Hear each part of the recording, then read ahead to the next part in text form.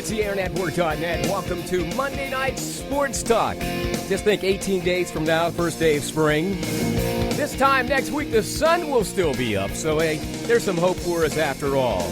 Meanwhile, lots to gab about tonight as the four dudes get together live here on the airnetwork.net to talk nothing but sports for the next hour here on the airnetwork.net. I'm Greg Banks in the studio, joined by Dave Shannon in Altoona, Jimmy Ty, Johnstown, and Chad States in Huntington. And Chad, you tell me that we're bound to see a little bit of snow action yet before we see spring. There's going to be some ice and some snow coming here in the next couple of days. Oh, man.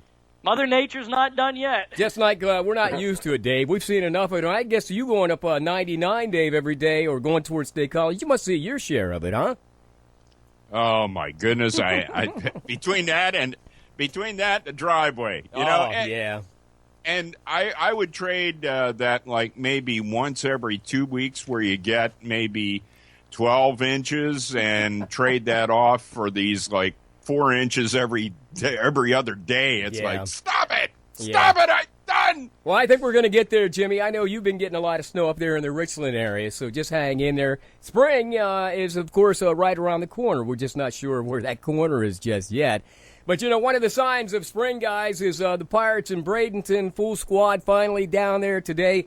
Sort of an intra-squad game, black and gold, if you will. Not all the starters played today, but at least Clint Hurdle got a chance to see some of the minor leaguers, which is the case in the first week, what you want to do before you send them back to where they have to go. But let me ask you this.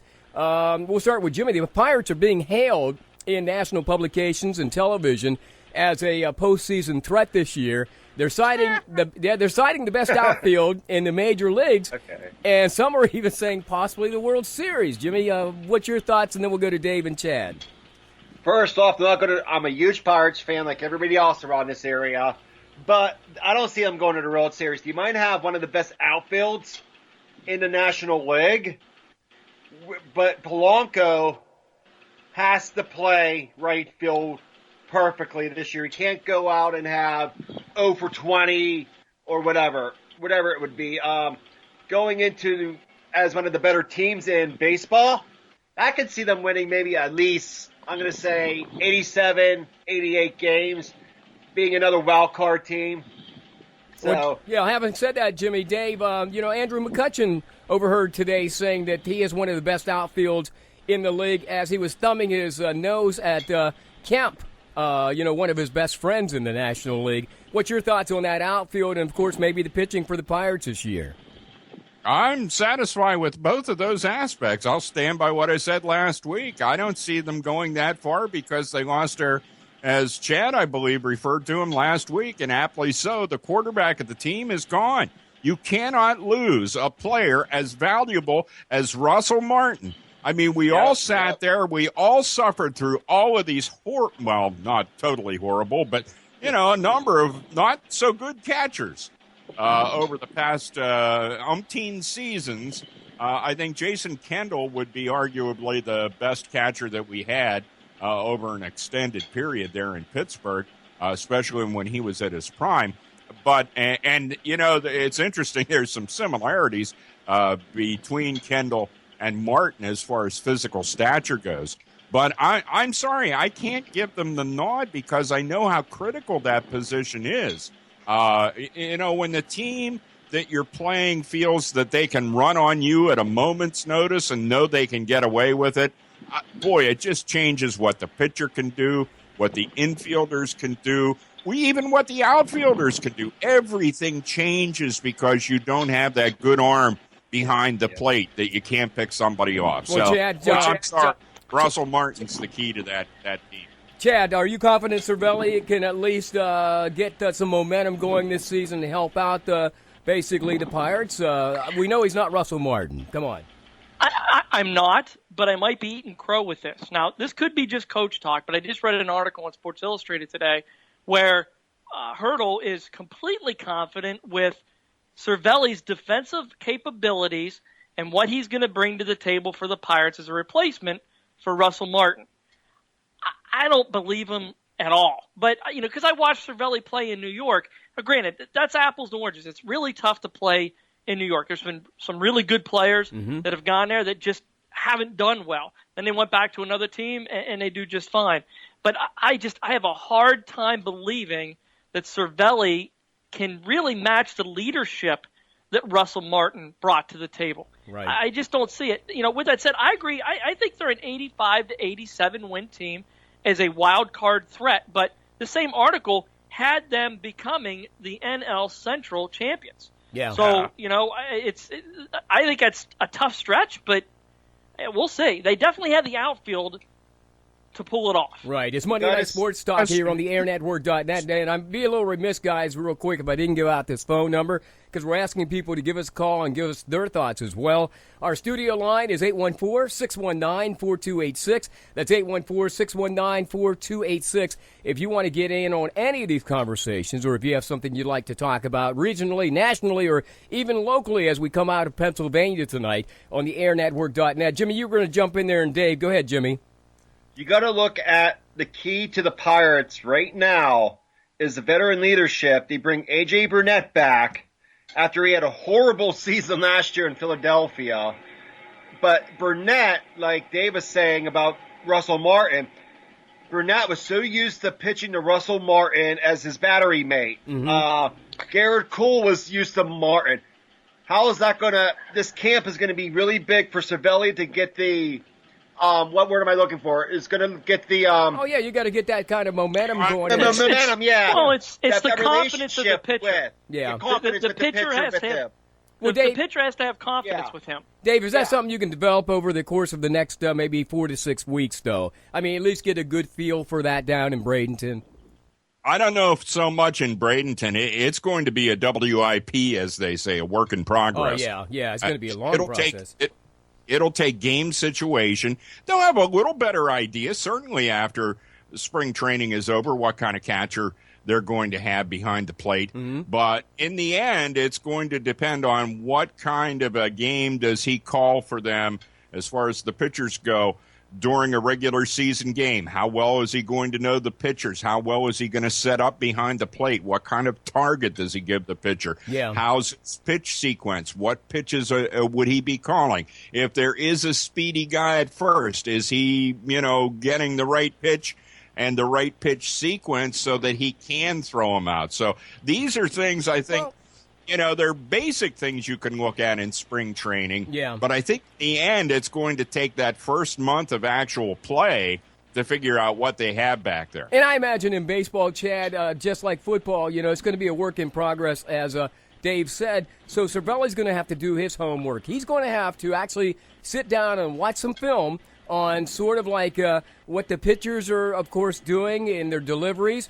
In addition to that, so he can get familiar with them. Plus, more importantly, each team he's going to have to break down, wouldn't you say, to see how their guys are running and what they might telegraph. Because, being a base runner, in high school and college and stuff, we learned how to maybe not telegraph that we were taking off. You think that will be helpful, film study?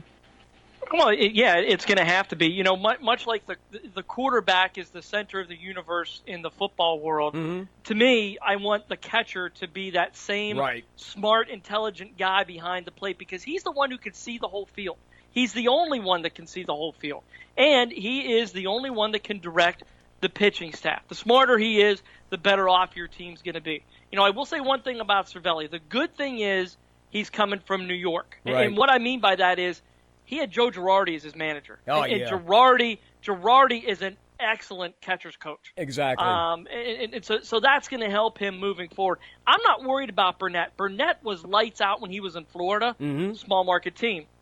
Goes to big market New York, doesn't do well. Right. Comes to Pittsburgh, small market, does well. Does Goes to Philly, big market, doesn't do well. So I think Burnett's going to be – I think he's going to feel at home because he just doesn't feel the pressure on him when he comes to these these smaller market cities. He's better suited for that. But, we're hanging a lot on Cervelli here tonight, and I think we have to.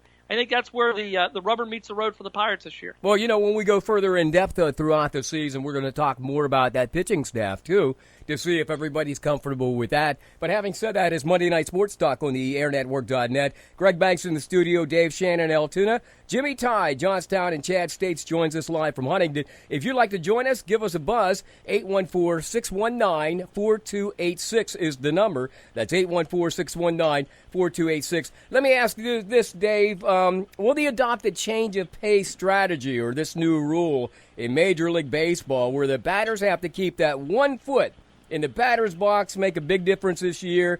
And I found out today the fine starts out at in May. It's only $500 per infraction. The clock thing has not been adopted yet. They'll be using that down in the minor leagues. But let's talk about this change of pace rule in major leagues this year with the batter, because Big Papi's already said he's not doing it. He's not changing his style. What do you think, Dave? Well, yeah. He says he's going to shell out kind some of money. He has the kind of salary where it really doesn't matter to him. It's whatever makes him comfortable to play his game. That being said, I think it's long overdue that something happened. I don't like necessarily that someone dictates, per se, the speed of the game, but I think batters started to get to the point where they really took advantage of, the thing about holding your hand up. You hold your hand up like back toward the umpire. Hold up. I'm not ready yet. Bull crap. You're ready. Yeah. It's time to go. And I think they started to really take excessive advantage of the ability they had to maybe ask for the umpire to, take a pause there. So, with that in mind, I think it was a good move. I think it'll take a little bit of time for some players. I think other players it won't. They talked about the Buccos with Josh Harrison, probably one of the biggest between-pitch routines of anybody on the team. And I think Josh will adjust to that just fine. He may still kick that bat with his toes, and go through that. But do it right in the batter's spot. Well, Chad, you're with Tenor League Baseball. Tell us a little bit about how that works there, how you guys have sped up the game, and all this equipment adjusting with these elbow pads. I mean, we can't go through another season of that, can we? Well, you don't get that at my level anyway. Kids have to keep it's a league rule. You've got to keep a foot in the batter's box. Right. But what we'll also do is we'll also make sure that the pitcher isn't out there stalling on the mound either. Yeah. And that's the thing. That's the thing that Major League Baseball did not address. Is as much as I don't need a batter standing up there adjusting his batting gloves on 3 separate occasions. Deep breath. Adjusting his shirt. Whatever else he needs to adjust at the batter's box before he gets in there. The pitcher's also responsible for for his own actions out there too. So you have to speed up both entities. Mm-hmm. With that said, the reason why these guys are going to have a problem with it is these games that are, for lack of better terms, slower paced, golf, baseball. The ones where you have time to think, they're very, and Dave said it, he said the word, they're very routine based. So if you get out of your routine, it could mess up your timing, it can mess up a whole bunch of things. And I think that's where Big Papi, David Ortiz, is going with it is, hey, this is my approach to hitting a baseball. Mm-hmm. Don't break up my routine. It's almost like watching Sergio Garcia with his waggle that takes him, 10 hours to hit a golf ball. Oh, yeah. He's not changing that. Because that's his approach. That's how he feels comfortable attacking it. And I think that's what these batters are feeling is, hey, you're going to do something to me. You need to do something to those guys out there that are throwing me the pill, too. Yeah, Jimmy, as Chad just mentioned, I hate to also to see the pitcher out there kicking dirt off of the rubber, or he's doing a little bit of landscaping there on the mound. Do you think this $500 is even going to be anything that anybody even worries about this year? These guys are making millions of dollars. It's chump change. It's like giving them a $20 bill. Yeah. Here you go. Wait, it's just giving them a $20 bill. It's like a tip, I guess. Yeah. It's a tip for them. These guys, they give waitresses $500. Yeah. But whatnot. But the sad thing is, it's like you look at a player like Pedro Alvarez. Every time the pitcher throws the ball, he'll swing the bat.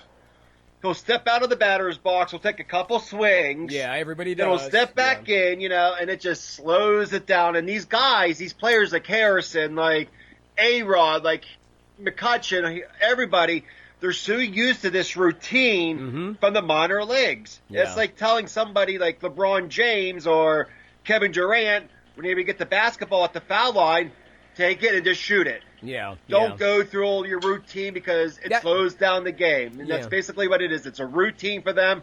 And these these guys have to break this routine, which they're not going to because this is what they were brought up to in the minor leagues. And I could see, Chad, as we talk about this would really be detrimental to your rhythm. As Jimmy said, if you're I noticed the young kid out of St. Louis, the first baseman, what's his name, Matt Adams? Matt Adams. He has certain little idiosyncrasies, if you will, when he comes to the plate that he looks like he developed maybe in high school or maybe in Little League, that it's so ingrained in this kid that it's going to be hard for him to break these habits like that.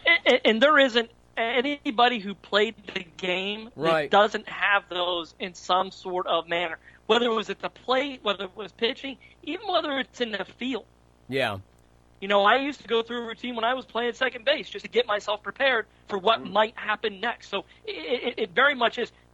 The difference that Major League Baseball threw in there, the little caveat I think I caught was it's $500 per occurrence. Occurrence, okay. So the last time I checked, you're not getting out of the batter's box with any less than 3 pitches, right? So if you do it 3 times in the same at bat and you strike out, you're down $1,500. Well, how many times do you just get out with 3 pitches? Wouldn't it be more of an incentive? You could be $4 or $5 grand in one at bat. Yeah, but wouldn't it be more of an incentive, though, real quick, if we just did, if you did it and you stepped out of the box, it's a strike, automatic.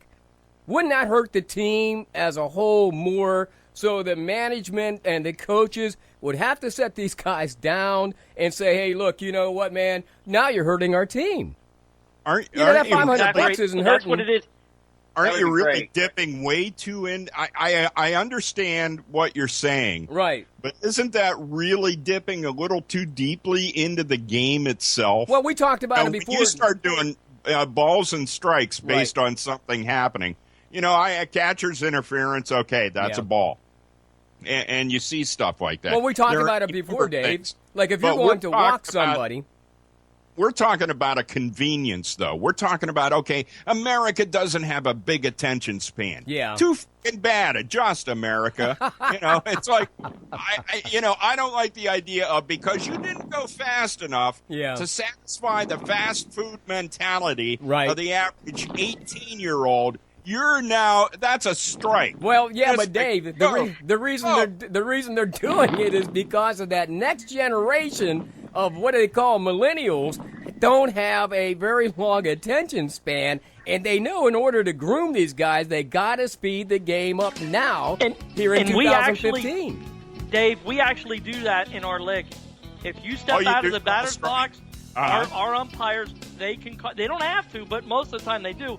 They'll call a strike on you just to keep the game moving. That's right. Wow. And you also have to look at the pitchers. They keep throwing over to first base all the time. That slows down the game. Yeah, that gets my attention more so because now I'm detrimental to my team.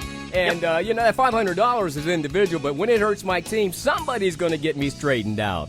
Hey, nonetheless, it's Monday Night Sports Talk here on the AirNetwork.net. Give us a call. Get involved in the conversation with Dave Shannon, Jimmy Ty, Chad States, and yours truly, Greg Banks. Our number is 814-619-4286. That's 814-619-4286. Coming up, we've got NFL football. In addition to that, we've got NCAA basketball, Penn State wrestling, and a whole lot more. Stick around. We've got more up next. Need printing services done with quality, on time, and at a reasonable price? Then stop by Images Print Shop in downtown Huntington, where they can help you design and print brochures, business forms, business cards, newsletters, flyers, and so much more. Images Print Shop is your hometown print shop and web hosting service dedicated to excellent and quality service at affordable prices. See what Images Print Shop can do for you online at imagesprintshop.com or call us weekdays from 9 a.m. to 3 p.m. at 643-1796. Kick off your appetite with great food from Original Italian Pizza in downtown Huntington, where Bearcat fans huddle up before and after the big game. OIP in downtown Huntington provides your taste buds with appetizers, dinners, pizzas, subs, and so much more. Stop by OIP in downtown Huntington for a sandwich, meal, and cold drinks 7 days a week, or call ahead for takeouts at 643-0665 or 643-0666. OIP in downtown Huntington with the best food and the lowest prices in town. If you're searching for a used vehicle, or perhaps a used boat for a leisurely trip on the lake, find them today online at penswoods.net. From things for sale or things to buy, the free classifieds at penswoods.net have it all. From houses for sale, apartments for rent, or even things to trade, penswoods.net is the region's largest site for free classifieds. Check it out today and make money or save money at penswoods.net. The Burns Law Firm is an experienced law firm located at 104 South Center Street in Evansburg, just steps away from the Cambria County Courthouse. Attorney Tim Burns and his staff will provide you with professional expertise in DUI, family law, personal injury claims, plus other areas of law at reasonable rates and fees. Contact Attorney Tim Burns for a consultation by calling 814-471-1701 or online at www.attytimburns.com for more information. It's here on Network.net, Monday Night Sports Talk. Greg Banks in the studio, Chad States Huntington, Dave Shannon, Ian Altoona, and Jimmy Ty live from Johnstown. You can get involved by calling us at 814-619-4286. That's 814-619-4286. And guys, as we continue tonight's show, I want to tell people they can always listen to our show if they like to on the airnetwork.net. Our front page is www.theairnetwork.net. Of course, the day after or perhaps that entire week. So if you miss it live, you can always check us out online. Hey, here's something for you, Jimmy. We'll start with you and then Dave and Chad. I see where Adrian Peterson has been pretty much expunged from, that whole thing with his child now. And the NFL has made pretty much a decision that he can come back and play, although he's having some hard feeling with the Vikings as he looks down the road here. Do you think Peterson should stay with the Vikings or look for greener pastures, Jimmy? Look for greener pastures. He had his due in Minnesota. Go to a team that he knows that can win a Super Bowl. He's such a great football player. Right. That's never really made it to the big game. Never really made it to the playoffs, I don't think. Am I right, guys? Yeah, I don't believe Vikings have been in the playoffs since he's been there. Since he's been there. So go to a team he knows that will go and make the playoffs and try to get that Super Bowl ring. Yeah. I got a place for him. Pittsburgh. Dallas. Oh, yeah. I've heard rumblings that Dallas is very interested in him in free agency, Dave. His family's down there. Yeah, that fits both his MO and, as Jimmy just said, his family's there. So, hey, see you later. Have fun with the Cowboys. Yeah, hey, and I can see Jerry Jones loving him, too. Well, we'll get to him in just a minute about what's happening in Dallas now. But, Chad, what's your thought on Adrian Peterson staying with the Vikings or perhaps in free agency looking for greener pastures? Well, one, he's not a free agent. He's not? Okay. He's still controlled by the Vikings. Two, he's not going anywhere. Minnesota's going to keep him. I don't think they're going to let him go. And I think Dallas, it's in their best interest to re-sign DeMarco Murray. They don't need to bring the Adrian Peterson show down there. They got enough problems with Des Bryant. Yeah. So they don't need any more prima donnas down there at all. Yeah. But in all honesty, the Vikings they're not smart if they let this guy go. He is their team. He is their offense. He needs to stay put, and I think he's going to. I don't think the Vikings are going to turn him loose. Yeah, you don't think they're going to cut him loose? They're going to hold on to him. Yep. What do you think? Yeah, but how do you think he feels now? Because there's going to be such a what's the feeling? Well, there's going to be that whole thing about you guys threw me under the bus. Yeah, resentment. There might be, but he doesn't have a choice. In the NBA, the players run the league. Yeah. In the NFL, the owners run the league. And it's just the way it is. And he's not going to have a choice. If he wants to do anything, he plays out his contract, he plays it to the best of his ability, and then he moves on. Because if he lays down, and no other team's going to want to pick him up. Right. So right. He's going to have to do something.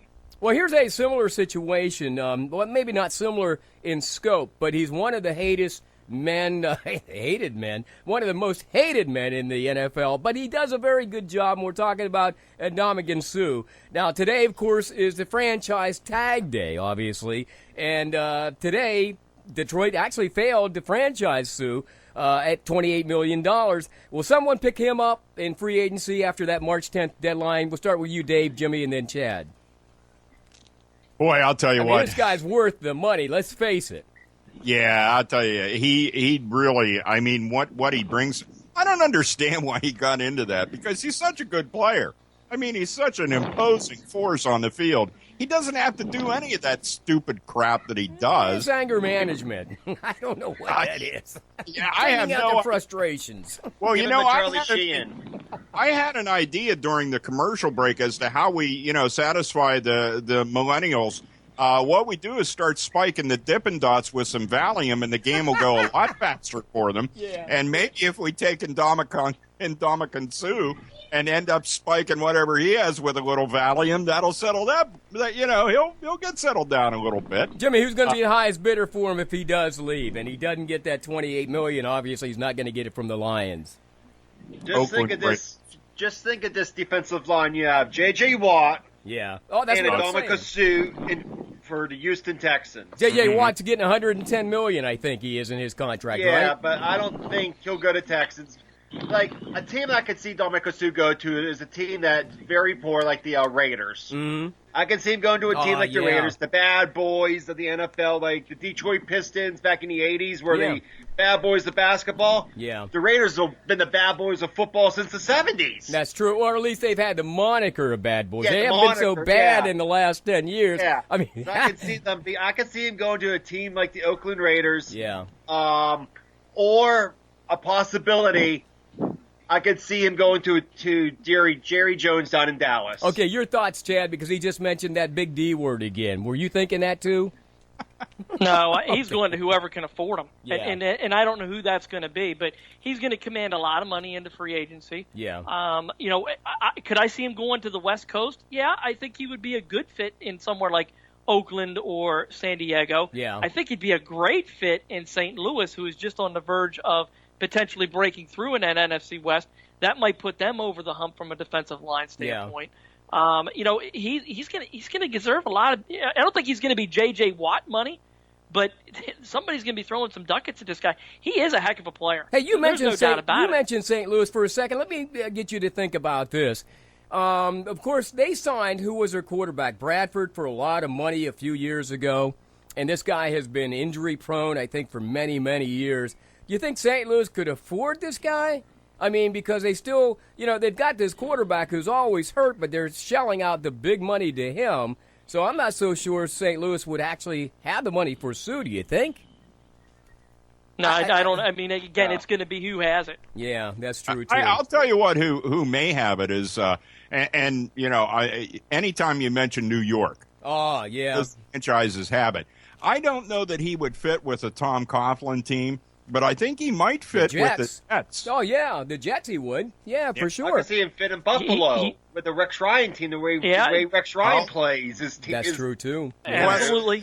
Once again, does that franchise have the money to pay him, Jimmy? Yeah, and that's the thing. They do, because Buffalo's a small market. It's not a New York team.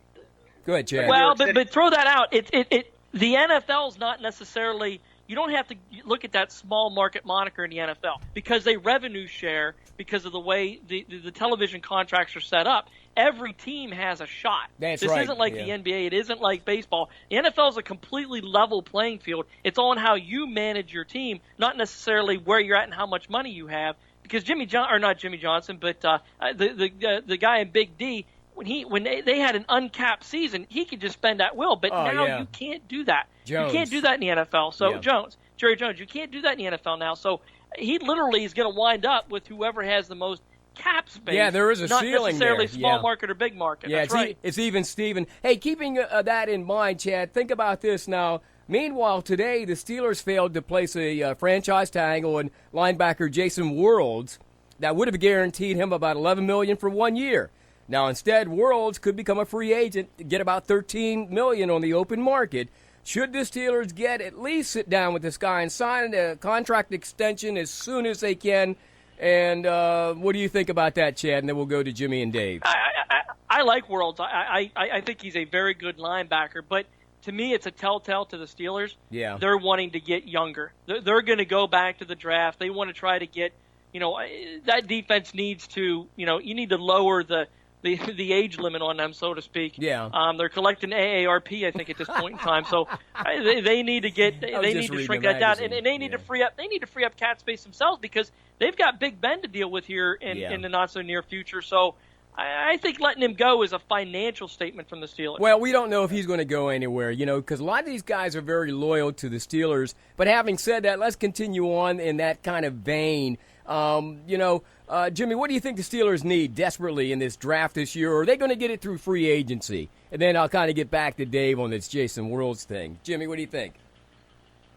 I would say defensive backs, cornerbacks, safeties. Polamalu's getting old. Mm-hmm. We know Ike Taylor, he can't play football anymore. He lost it somewhere.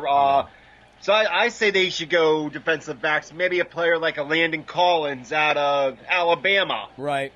Would be a great fit for the Steelers. But that's where they need to go, well, to get their defensive backs a little bit better. Well, what about through free agency, though? I mean, we can't eliminate that. Now, free agency, I could see them doing, like, offensive side on the free agency. Yeah. Because they did get Lance Moore last year, even though he's not with them anymore. But I could see him going on the younger side on the the younger side on defense through the draft, free agency on the offensive side of the ball. Dave Ticky, either one of those questions. Jason Worlds, talk about that, or the free agency thing we were just talking about. Go ahead, Dave. Yeah, I think Jimmy makes a good point. When you go down the road of free agency, that's the old rent-a-player, almost like what's going on today with the NHL, today being trade deadline day. Right. It's the same thing. You know what you need going in, and you don't have anybody sitting there in the wings. And defensive players, at least with the Steelers organization, have traditionally, unless they came out of the gate as, fresh out of college, being able to compete at the level that they need to. Those guys have all been works in progress. Jason Worlds, it wasn't like Jason right out of the gate that he was the type of player that he's become. That took a couple of years to get that. Mm-hmm. So it's, defense is the kind of thing, like Jimmy says, that I think you can accomplish through the draft and bring them along. Does that mean you can't get a good running back in the draft? No, it doesn't mean that. It just means that's the way the Steelers have conducted business over the years. And Chad, just following that up, Chad, it sounds to me like what they're saying is it's going to be a combination thereof this year between free agency and the draft. Do you agree with that? Yeah, I think that's the state of the NFL. I think that they kind of have to follow suit like that. Yeah. To get an impact player on that defense, you're going to have to go to free agency. Mm-hmm. You're going to have to see what's out there because you can't count a guy coming from college, as a cornerback or whatever, to just jump out and be that defensive stud that you need. Yeah. So they're going to have to mix and match this year. Okay. Yeah. We'll look forward to seeing what happens here in the next few days. It's TheAirNetwork.net, Monday Night Sports Talk. Greg Banks in the studio. Chad States, Huntington, Dave Shannon, by the way, in Altoona, and Jimmy Ty live in Johnstown. You can be a part of it. Give us a call, 814-619-4286. 814-619-4286. Maybe you have a high school basketball team that is going to the PIAA tournaments or getting into round one. You can tell us about that. Or perhaps you have a wrestler in your area, whether it's in Nevada, Colorado. We love it to be Pennsylvania, though. Call us up, 814-619-4286. Coming up, we'll talk about where the Pitt Panthers might be dancing this year at your house. Who is the strongest team in the field of 68, or is it now 72?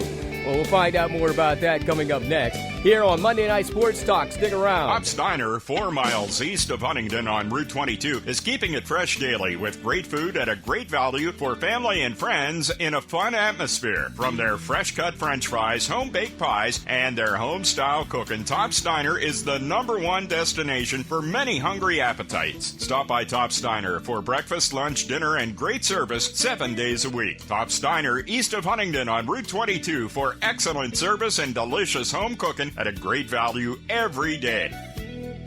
I'm coming home. What does sacrifice mean to you? Is it giving up your time and energy to keep America safe? Is it putting yourself in harm's way to protect our nation's way of life? No? Then maybe it's giving up that third latte to take care of the heroes that do. The VFW makes it easy to help. Just call 1-855-9-HELP-VET. That's 855-9-HELP-VET. The VFW.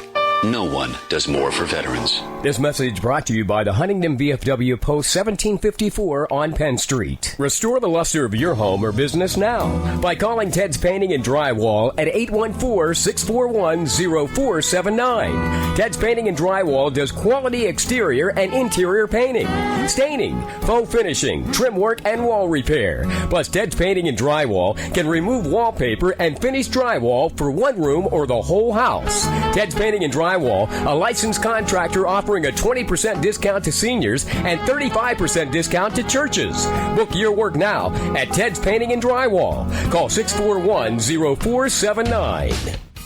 Hey, Frank, some of us are going out for lunch. Want to join? No, thanks. I won't be able to make it for a while. My son's heading to a 4-year university this fall, and I'm watching every penny I can to help him with tuition. Yeah, that can be so expensive. My daughter decided to go to Pennsylvania Highlands Community College. She'll earn her associate degree in 2 years before transferring to earn her bachelor's. I'll be able to save thousands by her attending Penn Highlands first. Pennsylvania Highlands, really?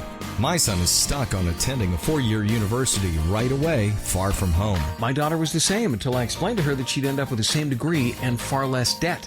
I don't want to see her starting out her adult life with a lot of debt. Penn Highlands just made the most sense. So, enjoy lunch. Hey, wait for me. I thought you couldn't afford to eat out. That was before you mentioned Penn Highlands. How do I find out how to get my son enrolled? I'll fill you in over lunch, but start by visiting Pennsylvania Highlands online at pennhighlands.edu.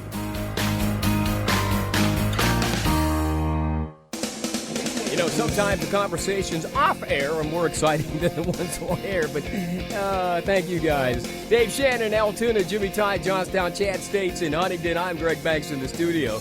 It's our Monday night sports talk. We do this primarily every Monday night from 7 p.m., I should say, to 8 p.m. Okay, I got it straight. By the way, online at www.theairnetwork.net or on your mobile device via TuneIn at the Air Network. And that number, guys, once again, is 814-619-4286.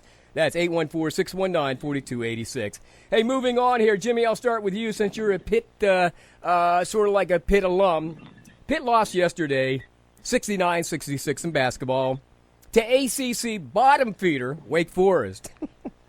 Now, will the Panthers be dancing during the NCAA tournament, or are they going to the NITs again this year? What's happening with your Panthers, man? It's not a good year for us. It looks to me like we're going to go to the NIT unless the only possibility that we will go to the Field of 64 or whatever you want to call that now, the NCAA tournament. Hold that a second, Jimmy. Chad, I can hear you breathing real loud. So if you have to adjust that mic. Go ahead, Jimmy. I was actually dying here, so. The only way we will go to the NCAA tournament is if we go to the champion. I'm not going to say lose the champ. I'm not going to say win the championship game, but go to the championship game of the ACC tournament. Well, they're not even going there, Jimmy. I mean, they're not going to be in the tournament, are they? I mean, come on. ACC tournament. That would okay. So they're going to have to win that tournament. They will have to win their tournament. Yeah. And if you look at the teams in the ACC right now, Duke is number 4 in the nation. Right. Virginia is number 2 in the nation. Yeah.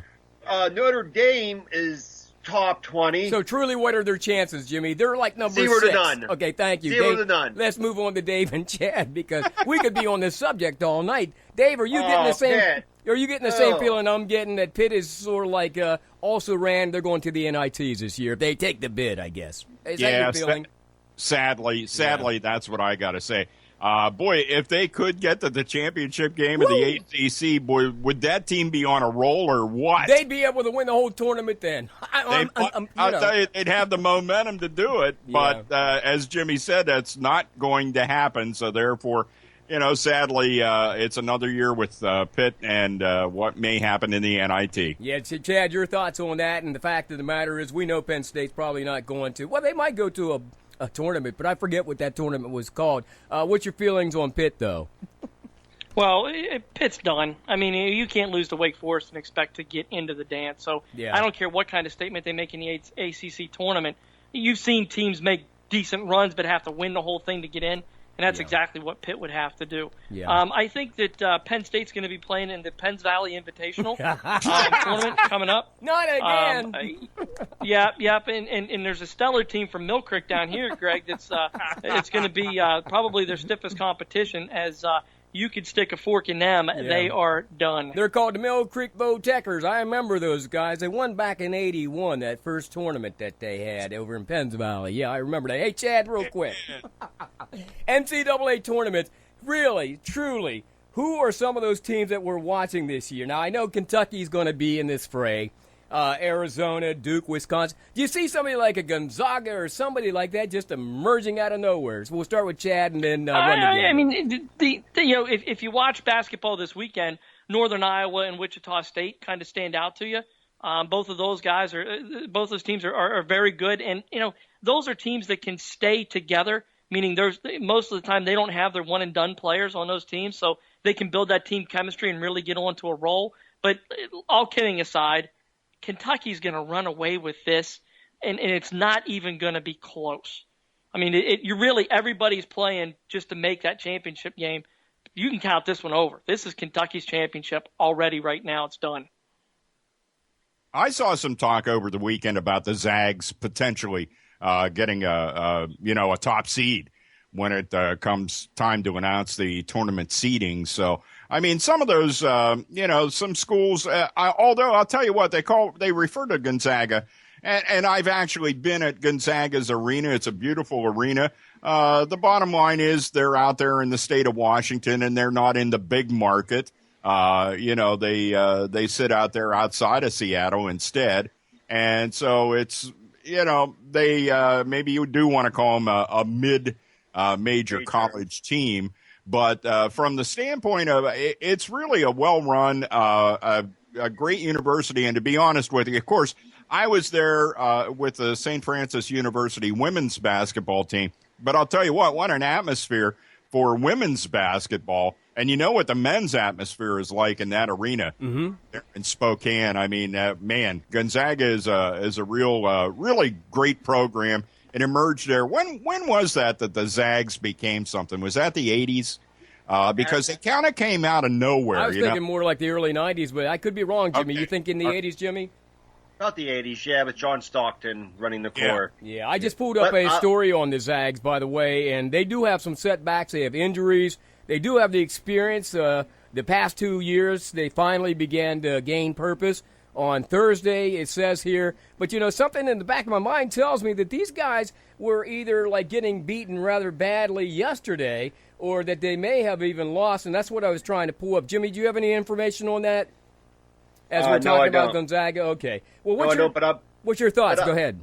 My thought is everybody's talking about Kentucky, Virginia, Gonzaga, Duke, but there's one team that no one is really looking at that's peaking at the right moment Arizona? Right now, and that's the University of Utah Utes. Okay. Watch out for the Utes in the NCAA tournament. They will go to at least the Elite Eight. Really? But if you look at last year everybody was talking about how great Kentucky was, and guess what happened? A ninth seed got upset. The ninth seed UConn Huskies beat them. Yeah. A ninth seed. Okay. Hey, one game I did see over the weekend, a team that impressed me, and granted they were playing Florida State, but boy did Louisville look like an NBA. Oh, yeah, they did. Yep. Yeah. They look tough. Look at a team like Utah right now. They're peaking at the right moment.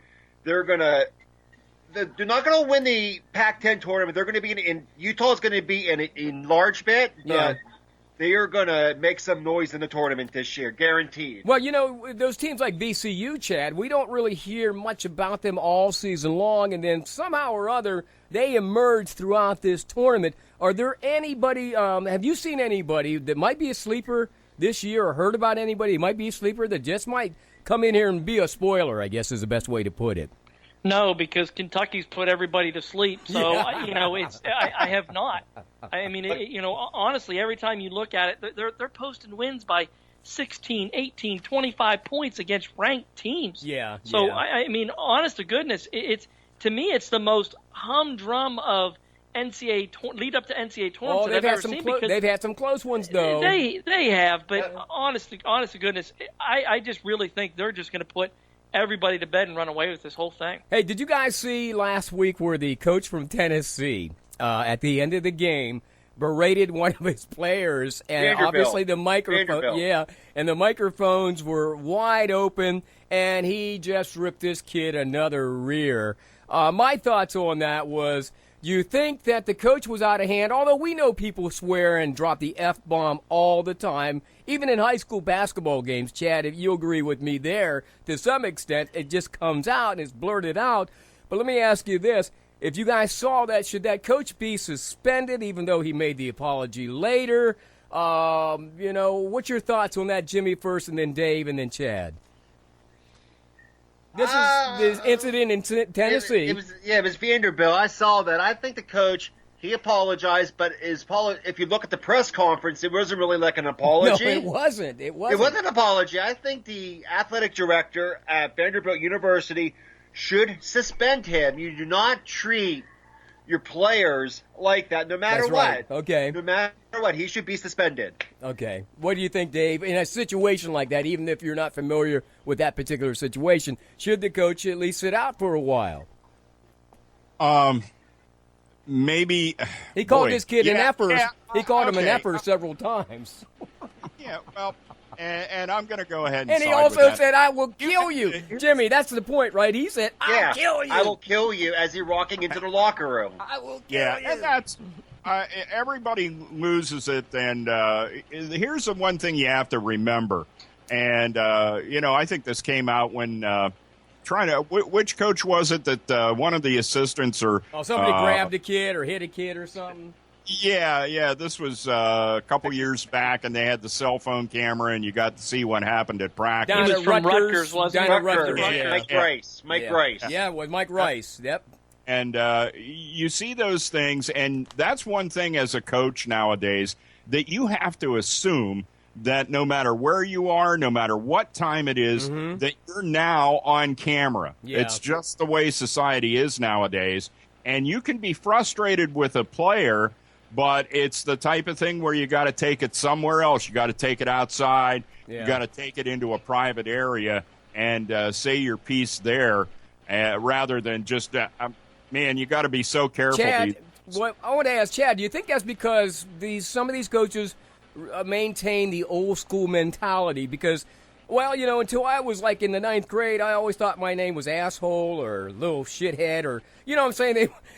Coaches just blurt things out, and we come from Huntington where, quite frankly, we're country people and we respect our coaches. Now, saying that happened in the 70s versus today, do you think that maybe some of these guys still held on to the old beliefs that they could get away with that? Maybe, but I think a lot of it's stress. I mean, let's face it. The game just ended. Wins and losses mean everything to a coach at that level. Yeah. It's his livelihood. It's his job.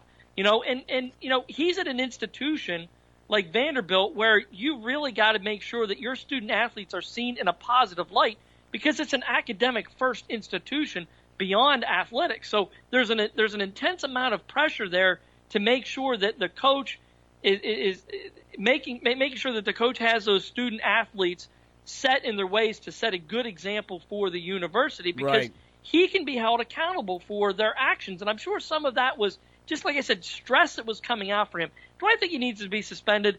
No, because it's in the heat of the battle. It's no different than some reporter going up and stuffing a microphone in front of an athlete after a very high, a football game or a baseball game that had a lot on the line, and you want to say, hey, you just struck out to end the game. How do you feel? Well, you know how the guy's going to feel. Is he going to say it or not? So, Well, they always do that with the NCAA tournament. They always get whenever it's a championship game. Yeah. And I remember the one year it was Roy Williams. He was still coaching Kansas. Okay. He was still coaching Kansas, and he lost to Syracuse that year. And the CBS reporter came up to Roy Williams and said, "Roy, so are you going to North Carolina?" And that was like 2 minutes after they lost. Yeah. He's not thinking about I'm going to go to Richie. we all know he did. Well, let's face it, timing is everything. But in this instance, I think what happens is, they teach you this in Management 101. And I don't even know if I even passed that course that day, but I know for a fact you're to take that employee to the side in confidence where it's quiet and berate them there or explain to them what they did wrong.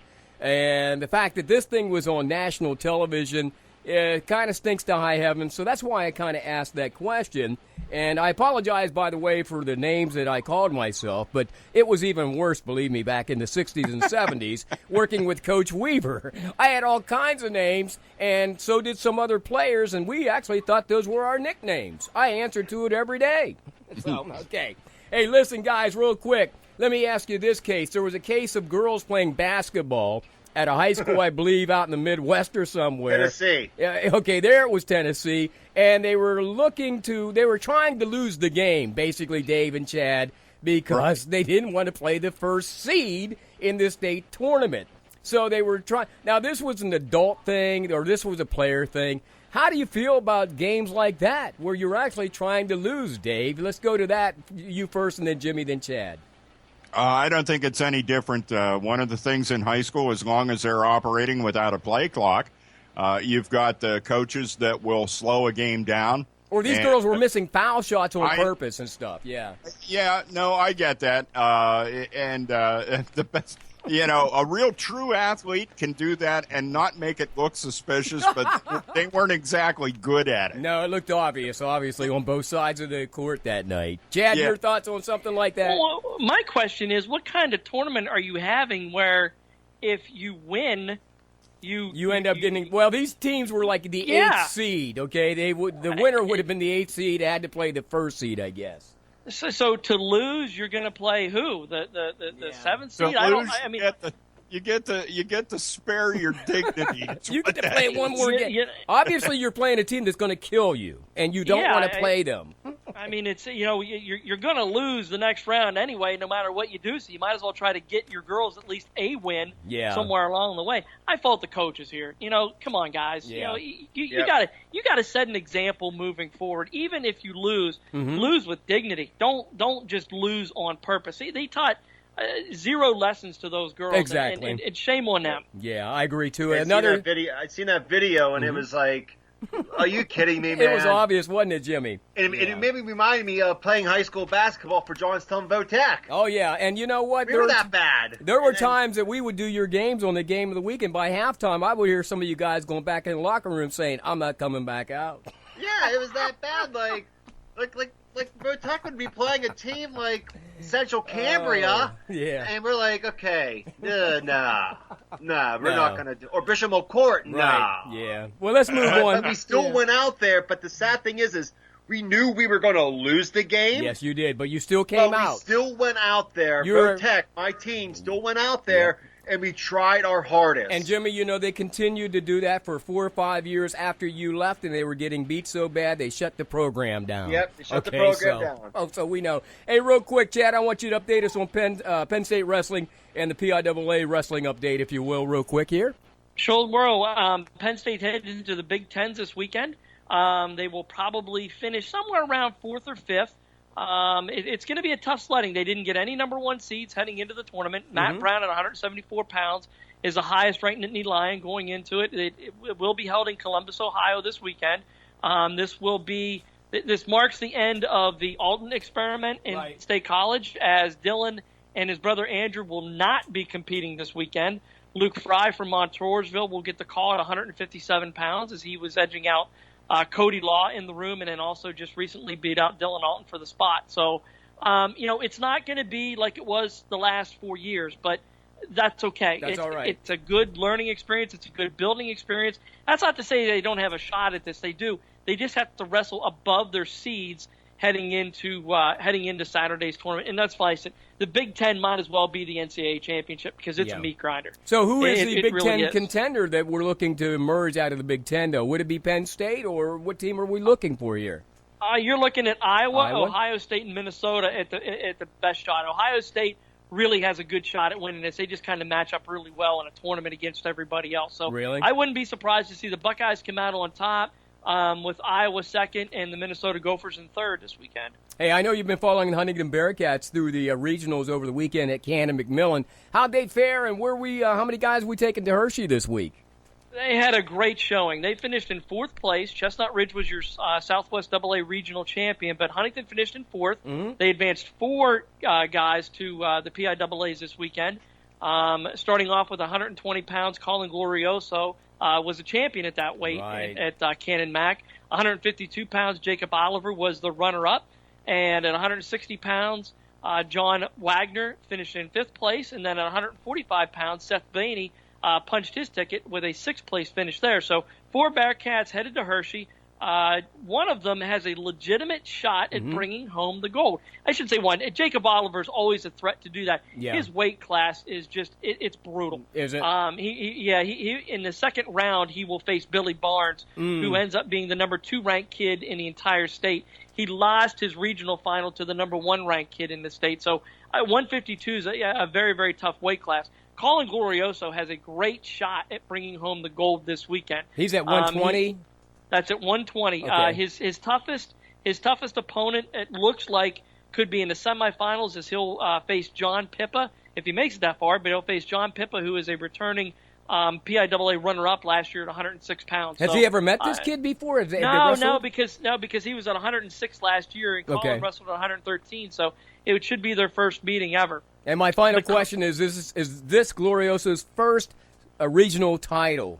No, it is his second. His second, okay. He won 2 years ago, but he is a 2-time PIAA place winner. So big things out of those two. I would like to think that Colin should finish no less than second, and Jacob Oliver no less than fourth this coming weekend. There's also some area kids that are going to do quite well out there, too. Tristan Law from Forest Hills has a great shot at winning it. Yeah. Max Buren at 113 pounds, who's from Central Cambria, has a very good shot at winning his weight bracket, too. So, once again, D6 kids doing well. Robert Patrick from Ligonier Valley, don't want to leave him out. No. From that great Patrick family from down there at 145 pounds. He's a freshman. He has a great shot at winning it. So District 6 will be alive and well represented this weekend at Hershey. And we'll be watching that, by the way. PCN will be covering that all weekend long. So best of luck specifically to the Huntington Bearcats and Coach John Mikett as they make it to Hershey this weekend for the state tournament. Meanwhile, Dave, the Penguins making a couple of acquisitions recently as today, and they've been skating a little bit better than last week. What do you think about that? Give us an update on the Penguins. Well, one thing I have to say about the Penguins, now first off, don't discount how much Marc-Andre Fleury has been as far as the contributor to the recent winning streak. Mm-hmm. He let one horrible goal in yesterday, but hey, he's been lights out otherwise. And, they did pick up Ben Lovejoy. Coming back to Pittsburgh. Coming back. Yay. Yeah, and I like that because I'll tell you what, I'm not a big Simon Dupre fan. Mm-hmm. Dupre is not a good puck handler. There were some things that Simon did well, but I'm not sorry to see him go. The Pens, I think at times one of their biggest problems is turnovers. Yeah. And by getting rid of Dupre, they take that out of the equation. So I think that was a good move for them. Winnick. We got to see Winnick play yesterday. I think he adds something to the team. He is a big, imposing force out there. Yeah. So, and he also has some really good offensive skills. I think he showed that yesterday. He was able to get he had the assist on Downey's goal yesterday, and a really good assist. Went behind the net, found Downey in the slot, made a great pass to him, and Downey put it home. And so, I think they've set themselves. They didn't get any marquee names. Well, there was an early deal in the deadline that I heard that Ian Cole from St. Louis had been picked up as a defenseman for the Penguins. Did you know anything about that? I did not hear about that. Yeah. I had checked the Penguins website there before I came on. Maybe they just don't have it posted yet. Yeah, well, I'm looking here that Bortuzzo, Cole, and Lovejoy all had been picked up by the Penguins. Now, I did see something about Winnick earlier in the day, but what I'm seeing as of about 2 o'clock this afternoon from the Trib Live page, that Rutherford and Penguins dealt for a pair of defensemen at the trade deadline, former Penguin Penn Lovejoy from Anaheim, and Ian Cole from St. Louis, who I'm not even familiar with him. I to be honest with you, I'm not either. Yeah. If he's a big dude and he likes to beat on people, great. That's what the Penguins need. Hey, I have discovered one thing. I've been concerned throughout the course of the season. Yeah. I think Thomas Greiss has looked good from time to time. Oh, yeah. But I'm worried about what is in the wings as far as the goalies go. And yesterday they put up a graphic. I'm guilty. I've not been following Scranton Wilkes-Barre as close as I should. Yeah. But, man, do they have a goalie sitting at the SWB Penguins. Mm-hmm. He has 8 shutouts on the season already, matching Marc-Andre Fleury. So I think the Pens have something in mind there, and I'm sure he's going to get a serious look when it comes to training camp. Once this season's over and we head to work next fall. So. Hey, here's a tip. If you go deep enough into the Trib Live's website each day, they give us updates on what's happening down in their minors. And they're saying this goalie's got to be probably one of the most, he has the most potential of any goalie in minor league hockey this year. And the fact that he's affiliated with the Penguins can't be a bad thing, yeah? No, absolutely. That's really great news. And, from the standpoint of Marc-Andre Fleury, there's a question as to how he holds his mind together. Right. I think the right kind of influence, like knowing that goalie is there to take over at a moment's notice, might get his focus a little sharper. Plus, you know what? We all got to get our proper rest. You know what I mean? So if he gets a little rest, I think he'll be ready for the playoffs. At least we hope so. Dave Shannon, thank you much from Elton and Jimmy Ty from Johnstown and Chad States from Huntington. Let's do it again next Monday night, guys, all right? All right, Craig. All right, thank you, guys. Thanks for joining us, by the way, on Monday Night Sports Talk. Here on the airnetwork.net, we do it every Monday night from 7 to 8. You can check us out online at the airnetwork.net or via TuneIn, live on any mobile device at the Air Network. Have a great week, everybody. We'll see you back here next Monday night at 7 o'clock. So long.